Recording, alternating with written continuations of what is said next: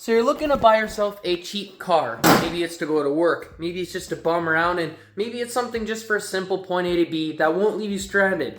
This right here behind me might be your solution. Things like that include working air conditioned basic comforts or plus, aftermarket support, and of course, price and affordability. Most of us have been here at least one time. You expect your air conditioning to work on a hot day. You hop in, you burn yourself on your leather seats, press the button, and it does nothing. Jeez, dude.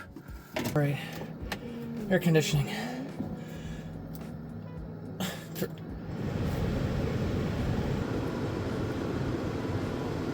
Oh, no.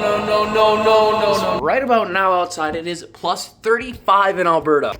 Safe to say, I do not recommend not having AC in this kind of weather. There are common flaws with the air conditioning system though. AC pumps tend to go out and so do the AC condensers, but as soon as you get that replaced, it blows ice cold. And for anybody that knows Honda parts, they're not too terribly expensive. Even if you can do it yourself, that saves you a lot of money. Moving on to basic comfort. Some people comforts might be something like leather seats. You can get the leather seats in the EXL model, which is featured in Canada. And to some, it might just be as simple as having a sunroof. As far as I'm concerned, all the models except for the DX is the cheaper version because it does not have power windows most of the time, and it also doesn't have cruise control. If you prefer style, then you're probably gonna wanna go with the coupe two-door version. I think Honda did a really good job designing the two-door style. But if you do carry more passengers, you're probably gonna wanna have the four-door, and it doesn't even look bad. The styling, it's not bad at all because the coupe seats in the back, yeah, there's not a whole lot of room. As for the trunk space, as you can tell, there is quite a lot of room and space. Even if you fold the seats back, it just gets better. For the coupe and for the four-door, both the same story. And if this is your first car and you know you're gonna do the typical spray paint your factory wheels, and get a humongous fart can installed, this car is also pretty good on that end. This model specific has the 1.8 liter. We're not talking about the SI because the SI does come with the K-series engine, but this motor, I will tell you right now, problems, I have had none throughout the time I've owned it. Moving on to the intake side of things, you can get super affordable intakes, and not just the hot air intakes, genuine ones from Amazon right here that route down to your front bumper and do give you a little bit of an increase in horsepower. Same with the catless headers on the front. You can also buy those on Amazon. They're pretty cheap.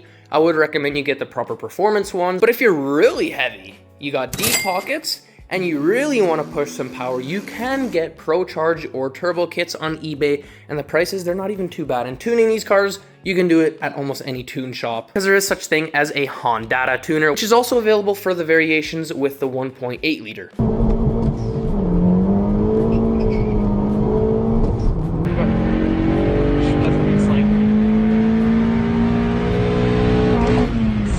But let me tell you, if you're running this stock and you want to feel a severe power loss, drive in town and turn your AC on and you will lose about half the horsepower that it already barely has.